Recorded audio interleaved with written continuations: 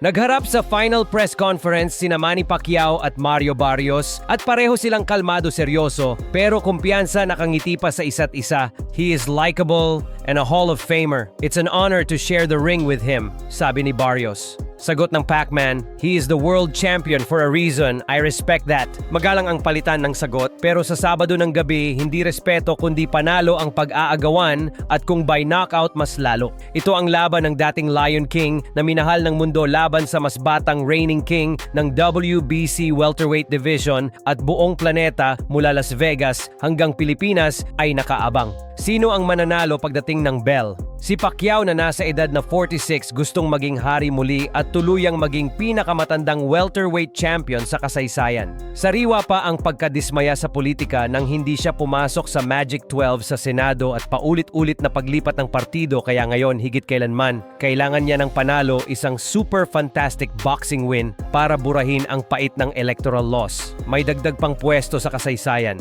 Kapag nagtagumpay magiging pangalawang pinakamatandang world champion siya sa lahat ng panahon, kasunod lamang ni Bernard Hopkins na naging light heavyweight king sa edad na 49. Pero naroon si Barrios edad 30 dedepensahan ang WBC title at patunayang siya ang bagong top dog. At ito ang mga prediction. Sabi ni The Filipino Flash Nonito Donaire may chance si Manny basta maglaro ng matalino gamit ang bilis feints at napakalalim na karanasan para paikutin ang bata. May ibang eksperto namang nagsasabing baka mas maging epektibo ang youth size at activity ni Barrios at unti-unting mapapagod si Manny sa 12 round. Sa edad ni Pacquiao o hindi na thunderbolt fast gaya nung kontra kina Marquez, Barrera, Morales, De La Hoya, Cotto Margarito ngunit intact pa rin ang skill set at ring IQ na pwedeng maging equalizer. Sa laki ni Barrios na tumitindig siya sa 6 feet, merong 71-inch reach laban sa 5'5" frame at 67-inch reach ni Pacman. At kung nakita mo ang mga litrato ngayong araw, ang laki ng agwat. Nasa kamay pa rin nina Freddie Roach at Buboy Fernandez si Manny at pareho nilang sinasabing sobrang talas at kondisyon ng boksingero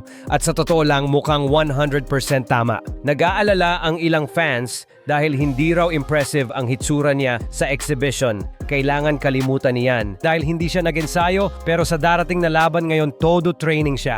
Dagdag gasolina ang hindi pagpasok sa Magic 12, gusto niyang patunayan sa buong sambayan ng Pilipino kahit sa mga hindi bumoto sa kanya na siya pa rin ang Lion King. Sa huli, ang resulta ay nakasalalay sa pag-adjust ni Manny sa estilo ni Barrios at kabaligtaran. Kung magagamit niya ang bilis at feints gaya ng payo ni Donaire, maaaring makita natin ang historic upset ngunit baka rin manaig ang youth at size ng bata. Sinabi ni na Freddie at Buboy na matalas pa rin ang bitaw walang shoulder o health issue gaya nung laban kay Floyd Mayweather. Dagdag kumpiyansa pa ang suporta ni na Juan Manuel Marquez, Sugar Shane Mosley at Oscar De La Hoya na naniniwalang kayang manalo si Pacman pati TKO kung titigil sa harap ang bata.